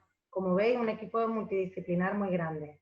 Entonces, vosotros como alumnos y artistas o como comisarios de futuras exposiciones de vuestra obra, si queréis entrar en estos circuitos museísticos de exposiciones y llegar a más público, tenéis que saber cómo funcionan, qué profesionales trabajan, qué permisos, qué documentación hace falta, porque los museos siempre han parecido lugares tranquilos, templos sagrados e inaccesibles, donde las obras parecían descontextualizadas, pero en las últimas décadas muchos profesionales de numerosas disciplinas que trabajamos en los museos hemos cambiado ese concepto con nuestro trabajo día a día, haciendo de los museos unos lugares accesibles, dinámicos, abiertos al visitante, a la sociedad y a los jóvenes como vosotros.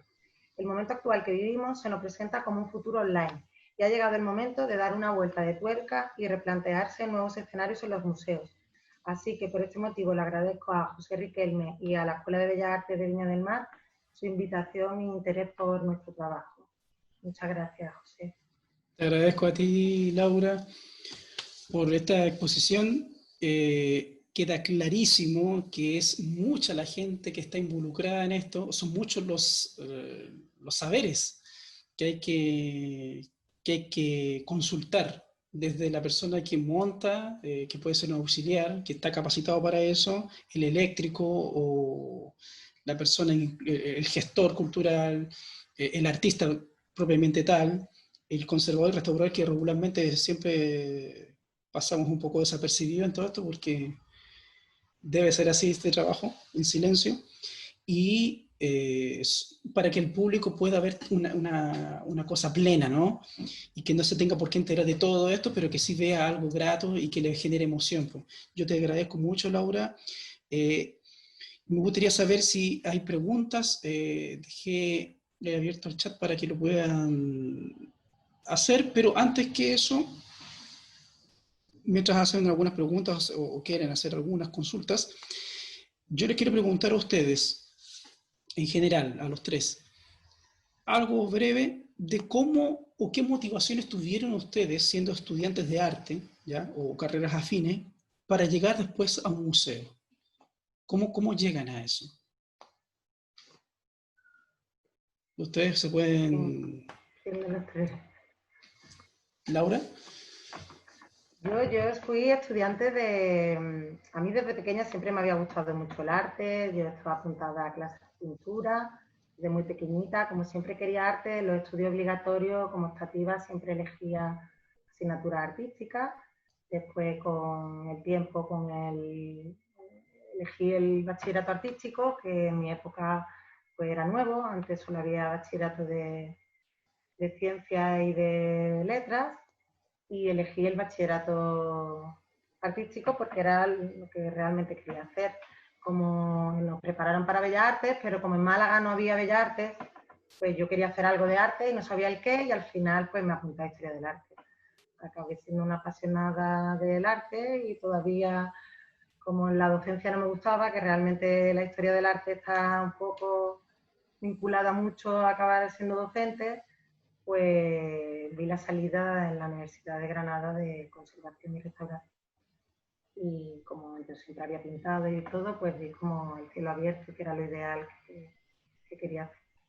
Y eso, y hice Conservación y Restauración, elegí ya que iba dos especialidades, tanto de pintura como de documento gráfico. En pintura teníamos pues distintos tipos de soporte, eran especialidades distintas, todo era por tipología. Pintura mural, pintura sobre caballete, pintura sobre tabla. Documento gráfico había fotografía, papel, pergamino, libros, encuadernaciones, y de ahí todavía yo no había acabado los estudios universitarios y ya trabajaba restaurando para algunas galerías privadas. Cuando ya acabé y finalicé, sí me puse ya a trabajar en empresas de restauración, y una oportunidad porque la que era conservadora de la Fundación Picasso la hicieron directora de la Fundación Picasso, se quedó esa plaza libre y sacaron por concurso una beca. Yo opté, presenté mi currículum, mi expediente académico, y me seleccionaron. Entonces entré con una beca remunerada, que es un sueldo. Y eso, estuve trabajando como becaria, y ya al tiempo pues salió una beca salió por concurso oposición la plaza de interina, que ya después de muchos exámenes pues la logré, y posteriormente ya sacaron unas fijas de empleado público para formar parte del personal de la fundación del ayuntamiento, y también, para que así a grosso modo, así fue como yo llegué a la agencia. Y ya llevo 13 años y encantada, y espero jubilarme allí. Creo que Mario se jubilará un poquito antes y lo echaré mucho de menos, pero... Imagino. No, falta. Te agradezco, Laura. Carlota, tu experiencia.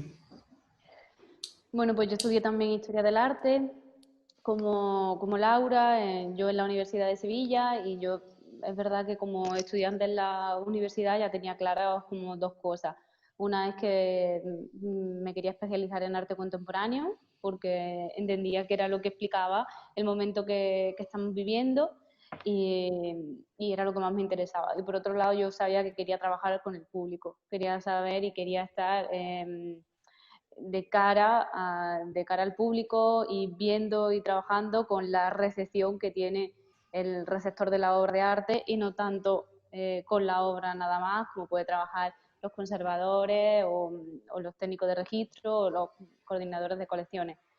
Y yo llegué aquí muy joven, porque yo llegué aquí con 25 años, tenía una experiencia profesional muy cortita, y bueno, pues desde entonces llevo aquí ya 5 años desde la apertura. Mira, perfecto. Tú lo tuviste más claro desde el principio. Mario, veamos. Está silenciada. Sí. Ahora. Ahí está. Bueno, he dicho que soy muy pesado, que siempre tengo una historia que contar. Este librito, Málaga, 1988, Esta muerte que ha nacido, de María Virgilio Montañez, es una edición de Ángel Cafarena. Aquí veo que está también Cecilia Cafarena. Este es el primer librito de poemas, una plaqueta, de hecho, que yo publiqué. Lleva en el interior este dibujo con una dedicatoria a Mario Virgilio Montañez, cariñosamente dedico, creo que dice, que es de Eugenio Chicano. Eugenio Chicano era un pintor malagueño que murió además hace 6 meses. Él era un artista muy reconocido en la ciudad, muy apreciado, al que todo el mundo le pedía algo. Y entonces, pues mi padre, que trabajaba en un banco en la ciudad, pues fue una vez a Chicano y le dijo: Eugenio Chicano, ¿verdad? Sí, pues yo tengo un hijo que va a sacar un librito de poemas y yo querría que usted le hiciera un dibujito para el libro, se le ilustrara. Chicano dijo: no, pásenme usted los poemas a ver si me gustan. Entonces, en el año 88, que es el año en que se crea la Fundación Picasso, sale este libro con el dibujo suyo, y yo mientras terminaba de estudiar filología hispánica, ¿no? Especializado en literatura argentina.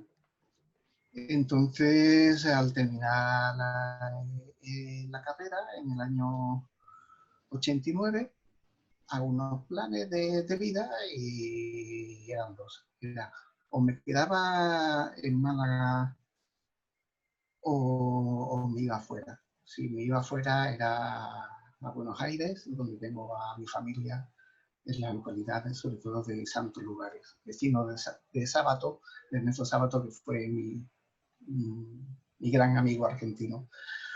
O bien me quedaba en Málaga y era o profesor de literatura en enseñanza secundaria, que me atraía muy poco porque veía que incluso mis compañeros de filología no eran grandes lectores, o le pedía trabajo a Eugenio Chicano, que me había ilustrado el librito. Fui un día a la Fundación Picasso: hola Eugenio, hola, ¿qué tal? Mira, que he terminado la carrera, quisiera trabajar aquí. ¿Hay trabajo? Pues tráeme tu currículum. Y entonces era crítico musical en un diario en Málaga. Y entonces le llevé el currículum y a los 2 días me dijo: oye, mira, bienvenido y te quedas aquí, ¿no? Entonces llevo ya 31 años, después descubrí que la criada que había tenido de Picasso en la casa natal había sido una antepasada mía, Mariana Montañez. Entonces casi una historia del karma, ¿no? De cómo 100 años después alguien de mi familia vuelve a esa casa a trabajar para los Ruiz Picasso, ¿no? Y entonces yo realmente no tenía de entrada la intención de trabajar en un museo, ¿no? Mi padre había estudiado Bellas Artes en los años 50, pero yendo como oyente, es decir, no tenía derecho al examen, pero sí a recibir la enseñanza. Él hacía modelado en barro, era aficionado a las artes, hizo algunos cuadros bastante flojos, pero a él le gustaba discutir sobre arte conmigo, ¿no? Entonces, ya antes de que se creara la Fundación Picasso en Málaga, yo era lo que decía: papá, a mí me gusta Picasso. Y él me decía: no, Picasso hace una porquería. El que es bueno, de verdad, es Dalí, ¿no? Y entonces nos enredábamos en eso, y mi padre desde el punto de vista del clasicismo, yo desde la modernidad, ¿no? Y ahí empezó todo. Y entonces, si yo no hubiera entrado en la casa natal, pues estaría cerquita de vosotros, pero al otro lado de los Andes. Estabas predestinado a trabajar ahí, parece ser. Sí, parece. Te agradezco, Mario. Mira, tengo algunas preguntas que voy a hacer aquí. Hay unas puntuales para ciertos expositores. Primero voy a partir con una de un colega, Cristian Carrillo, ¿ya? Que pregunta, aquí usted pueda responder esta pregunta. ¿Existe un trabajo de territorio en cuanto a la mediación entre museos y comunidad?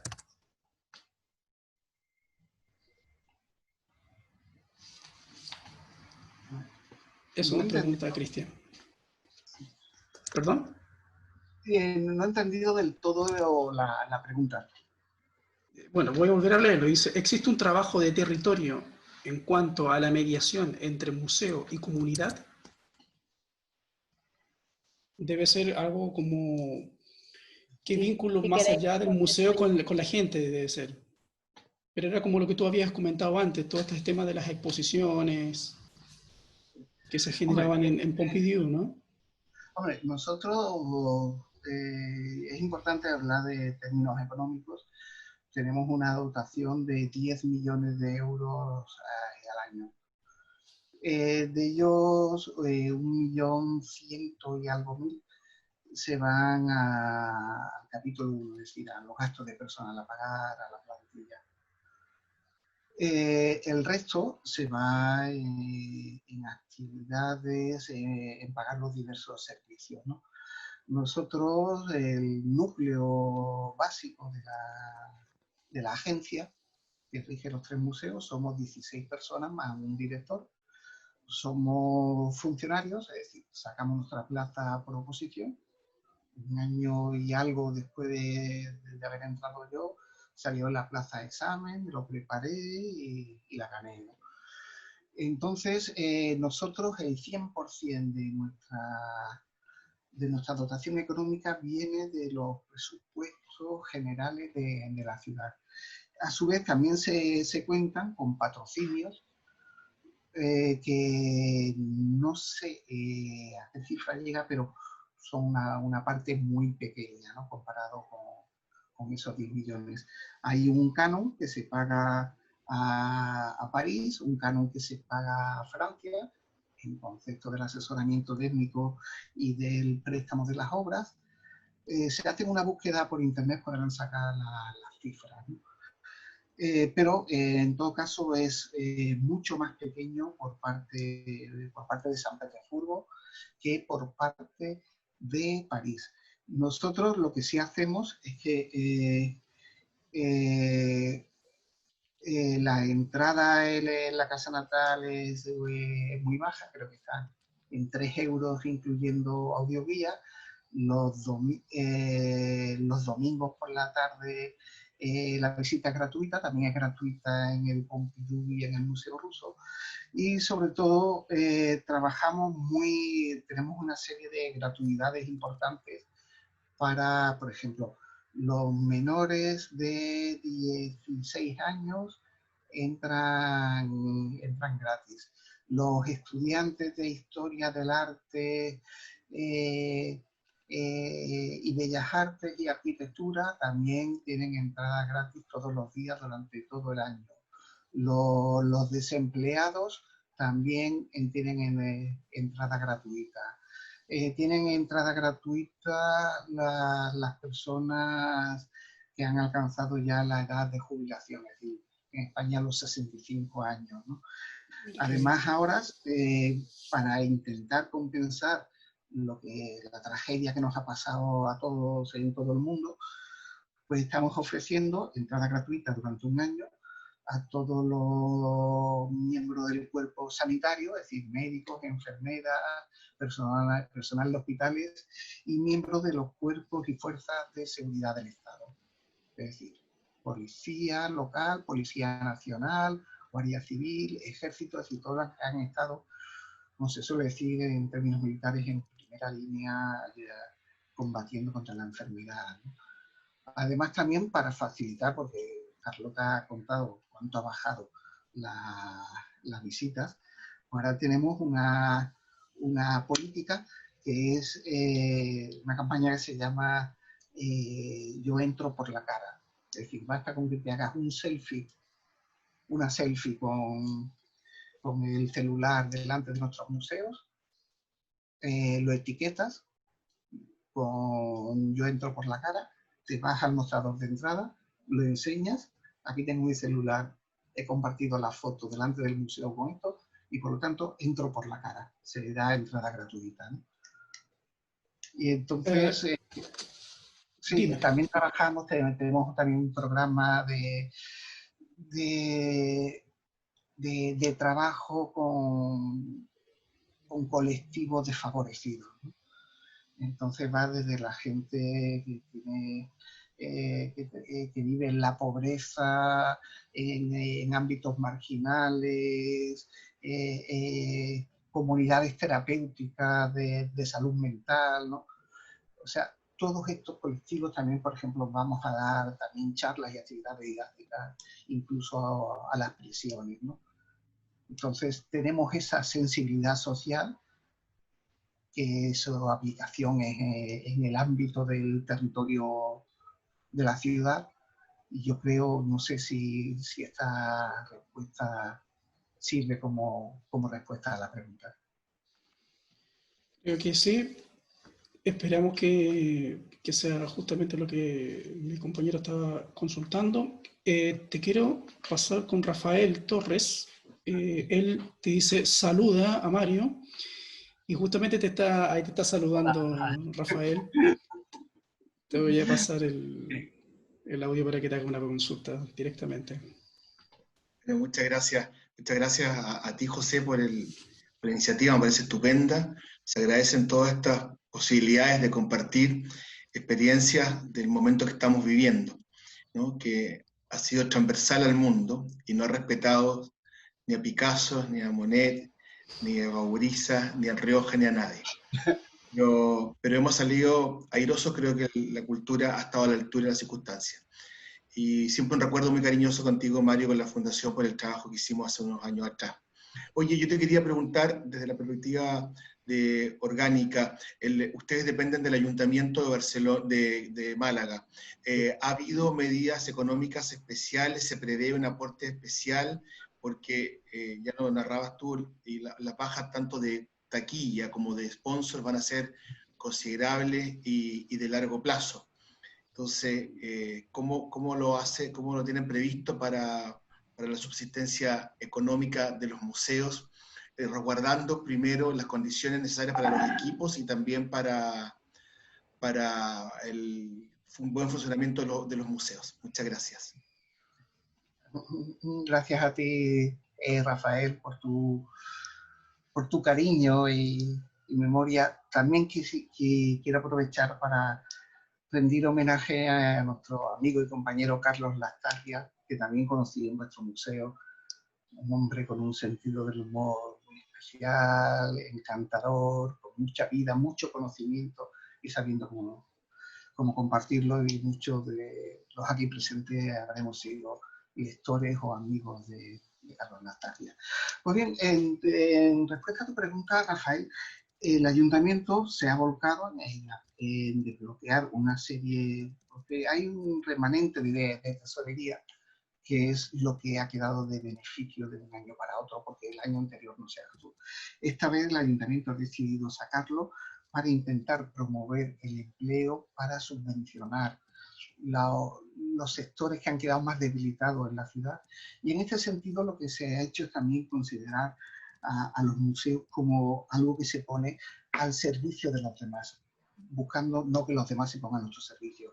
Así, estos días se ha visto en la prensa, sin que se haya concretado más, pero ya se concretará, que es que como la vida económica se ha reactivado más en los barrios que en el centro, porque claro, en los barrios que tenía la frutería la tuvo que cerrar, pero la ha vuelto a abrir y ya está vendiendo otra vez a los vecinos de siempre.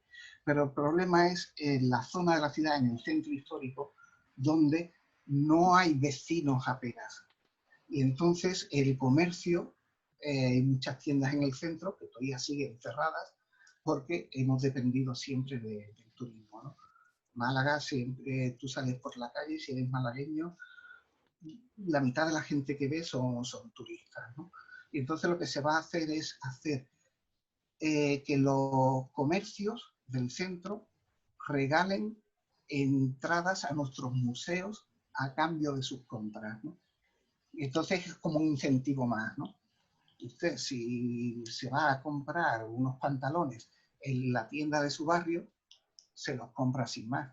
Pero si además de salir con unos pantalones quiere irse con una entrada para el Pompidou, para el Museo Ruso, para la Casa Natal, pues tiene que ir a los comercios del centro, que son los que ahora tienen la mayor dificultad, ¿no?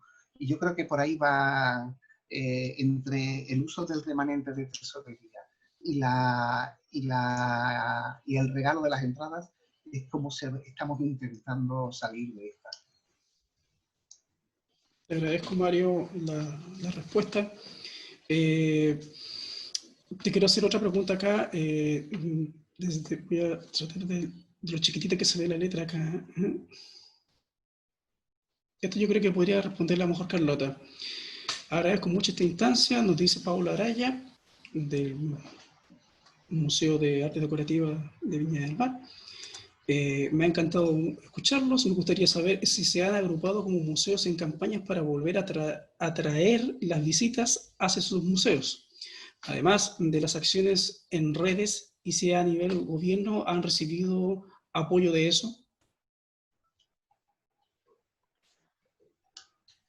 Bueno, ya lo hemos comentado antes, Mario lo ha comentado, yo también lo he comentado, la campaña que se ha puesto en marcha por el momento es la de Por la Cara, y que se permite la entrada gratuita a todas aquellas personas que se animen a hacerse un selfie en el museo y lo suban a redes, como una forma de trascender la visita a las redes sociales y como una iniciativa también para volver a atraer a nuestros públicos y las entradas gratuitas a los cuerpos de seguridad y al personal sanitario.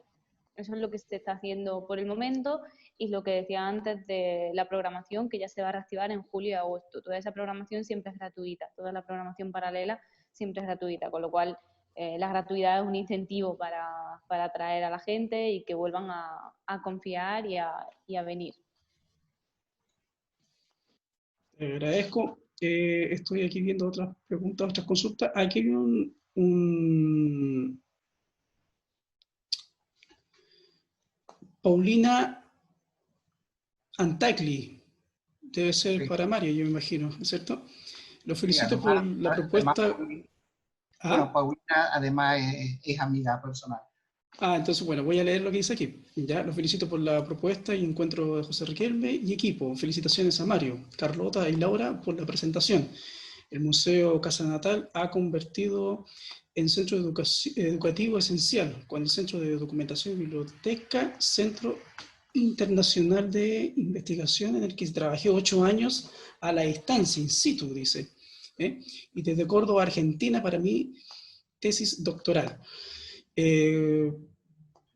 Coronado con la publicación del libro en el marco del 32 de octubre picasiano.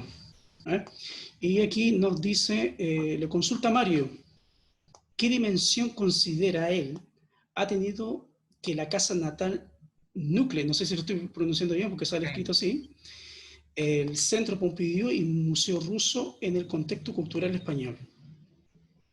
Yo agradezco sus palabras a mi querida Paulina, nuestra querida Paulina, y yo creo que hay que tener en cuenta que la elección de Málaga por el Centro Pompidou tenía un factor experimental. Ya habían abierto en Metz, en Francia,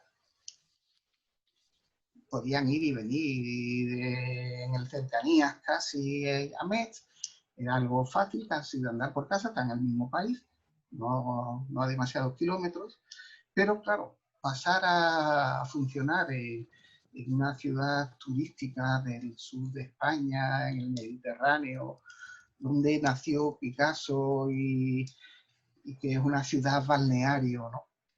Entonces, para ellos, apostar por Málaga era, como decía, experimental, a ver cómo nos funciona, para pensar en expandirnos pues, por todo el mundo. De la misma manera, para el panorama artístico español, yo creo que la experiencia malagueña se ha visto como algo también experimental, como algo arriesgado, ¿no? Diciendo, bueno, a ver estos locos, cómo van a conseguir llevar 3 monstruos sobre sus espaldas, porque además somos muy poquitos, ¿no? El núcleo duro, es decir, disfuncionarial, al que pertenecemos Laura y yo y otros 14 compañeros, pero después también están los equipos de mediación, que a su vez son contratados, pero no son personal funcionario. Es decir, ahí hay un conglomerado administrativo de gestión complicado Y yo creo que ahora mismo, hace poco, he visto una serie de reuniones preparatorias de unos encuentros internacionales sobre ciudades y museos, y ahí se proponía hablar de Málaga como un caso de éxito, ¿no? Como diciendo, bueno, esto es loco porque ahora Málaga se ha convertido en el sitio de España donde hay que estar, donde hay que venir, ¿no? Pero el sol ha estado aquí desde siempre, el Mediterráneo ha estado también desde siempre. Tenemos casi 3000 años de historia, nos fundaron los fenicios en el siglo VIII antes de Cristo, ¿no? Y entonces hemos conseguido hacer que la cultura se convierta en un bien de consumo, en algo atractivo, donde la gente viene aquí y sabe que se va a poder ir a la playa por la mañana, pero después por la tarde, donde el sol es más duro, se va a poder meter en el Pompidou, en el Museo Ruso, en la casa natal, ¿no? Y va a tener una experiencia gratificante. Y yo creo que en el resto de España se han estado dando cuenta de que esta jugada de riesgo, esto pasar del turismo, de ser los campeones del turismo de sol y playa, a ser los campeones del turismo cultural, yo creo que lo hemos conseguido y se nos ve incluso con envidia, ¿no? Es muy buen ejemplo ese. Es un plus. Es una nueva forma de ver la cultura incluso, ¿cierto? Agradezco a todos los participantes que hoy se han conectado. Y para finalizar voy a hacer una sola última pregunta, que yo creo que ya lo deben haber respondido, pero en base a quien nos dice Antonella Rojas, dice: ¿han tenido una reflexión profunda del significado del arte en esta nueva etapa de visibilidad digital? En este caso se la pregunta a la restauradora Laura. Repíteme la pregunta, perdona, José. Sí, no hay problema. ¿Han tenido una reflexión profunda del significado del arte en esta nueva etapa de visibilidad digital? Sí, realmente creo que ha sido algo global a nivel mundial. Y los compañeros sí, la verdad que todos se ha tenido que volcar a través de las redes sociales, todos hemos aportado proyectos, todos hemos querido dar una vuelta de tuerca e intentar dar una nueva visión de lo que eran las colecciones o las obras que tenemos. Mario ha presentado un magnífico proyecto para a ver si se lleva a cabo, de remodelación también de eso a nivel físico, in situ en las salas de exposiciones, pero ha tenido otro a nivel virtual, que esperemos que se lleve a cabo. Tendría que llevarlo promoción cultural a cabo con mediación y con el personal de redes sociales y de comunicación para poder hacerlo, pues, todo una vuelta de tuerca, de primar al visitante virtual. Perfecto. Más que el físico, porque ahora mismo no sabemos cómo va a ir evolucionando. Claro, el tema de las exposiciones virtuales, incluso replantear la ya entrega. Se han hecho en España algunas, incluso. Ya en mitad del confinamiento se han inaugurado y se han hecho muchas cosas virtuales, realmente. Y nosotros hemos estado muy, muy activos a través de redes sociales, con muchos contenidos y al revés, como era todo el equipo de trabajo queriendo trabajar en lo mismo, ha habido que filtrar y seleccionar, y los jefes de departamento han tenido mucha tarea en eso porque eran muchas las propuestas, todos, la verdad que no parábamos salían a ayudar. Cosas. Estoy viendo, José, que hay 2 o 3 preguntas más y no quisiera que se quedaran sin responder. Dime, a ver, ¿cuáles serían? Es que me van llegando y las voy... De Constanza Mardones. Ya, perfecto, ¿dónde está? A las 5:35 aparece. Ahí está, ya, perfecto. Asociación con casas de estudio para investigación o capacitación en cuanto al quehacer de los museos y para estudiantes extranjeros.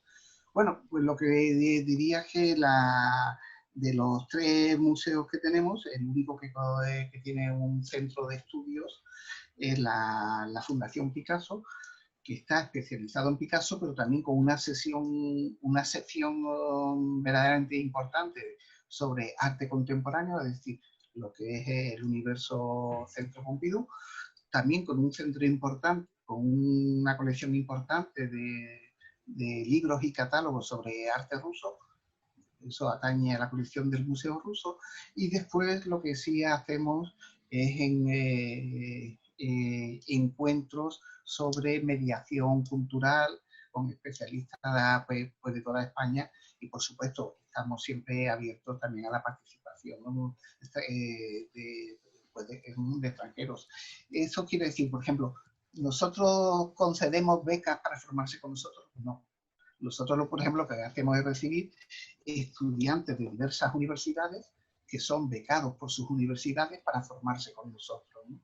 Y entonces, por ejemplo, pues Laura ha recibido pues muchos becarios que han estado... Más de 30, creo. He tutorizado más de 30 en todos estos años. Sí. Después, tiene una pregunta de Virginia Maluk. ¿Pretenden seguir con las actividades virtuales en tiempos de nueva normalidad? Por ejemplo, hacer mediación virtual. Este tiempo ha sido muy rico en el intercambio, la circulación de conocimiento y la reflexión en las múltiples áreas del arte. La respuesta es sí. Yo durante las primeras semanas del confinamiento hice un proyecto, Laura lo conoce, el proyecto Encuéntrate con Picasso. Y entonces era pensando, partimos de la realidad de que estamos cada uno encerrados en nuestras casas, ¿no? En esa realidad también los museos están cerrados. ¿Cómo podemos hacer para que no se rompa ese vínculo entre nuestros usuarios y nuestros museos? Pues haciendo que a través de la computadora puedan acceder a todo nuestro archivo histórico, a videos que vayan explicando las obras. Es decir, había una serie a través de como de 8 ejes que preparé, se los pasé a mi director, y eso es algo que iremos desarrollando pensando en que esto ha llegado pues para quedarse, ¿no? Yo voy a seguir usando mascarillas en los próximos 11 años hasta que me jubile, y a Laura y Carlota le quedan pues como 30 y tantos años con mascarilla también, ¿no? Y tendremos que aplicar esto de las actividades virtuales, ¿no? Ahora quiero responder, parezco los ministros, esto es la rueda de prensa, ¿no? No, está bien, pues hay que aprovechar. Antonella Rojas. Bueno, sí, esa era la que respondió Laura, Paulina. No, ya están listos, los demás son deseos. Sí, bien, sí, comentarios. Por no, mi no parte, problema. Muchísimas gracias a todos.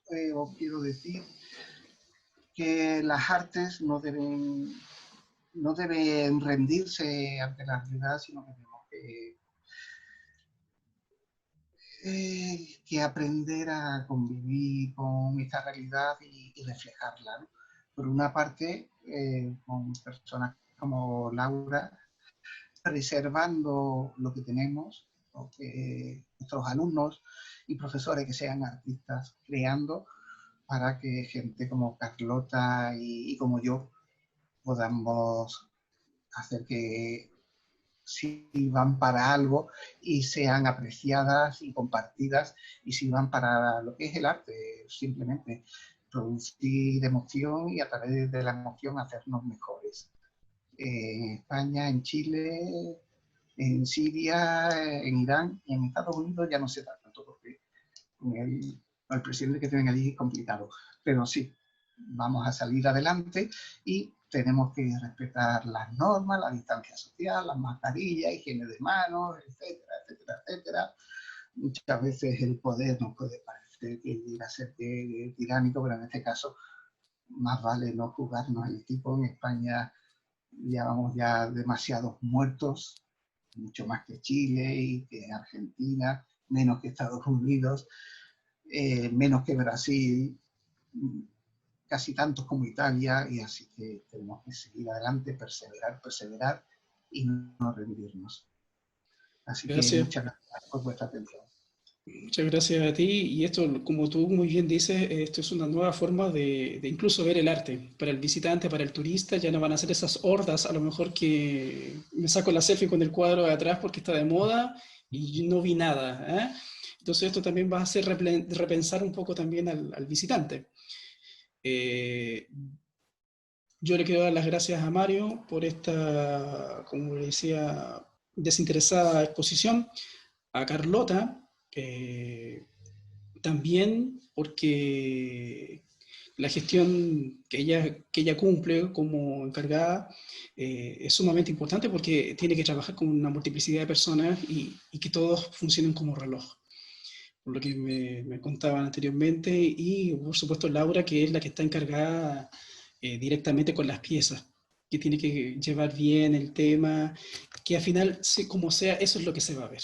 Lo demás es gestión, lo demás es las políticas, como decía, que se van a llevar a cabo, pero justamente el tema del objeto en sí lo ve Laura, y a ella también se le agradece bastante su trabajo más bien silencioso. Gracias. Así que yo les agradezco a los tres y sobre todo a la gente que se conectó hoy día, y espero volver a atenderlos en otra charla un poco más, a lo mejor más acotada en el futuro, con cosas más técnicas a lo mejor, ¿ya? Gracias a todos los que se conectaron hoy. Con esto damos finalizado lo que es el museo, los museos ante el reto, ¿no es cierto? Así que eso, muchas gracias. Hoy son las 12 ya aquí en Chile, allá son las 6. Las 6. Ya no los torturamos más, que estén bien, cuídense, gracias a todos. Muchas gracias. Gracias, buenas tardes. Hasta luego. Buenos días.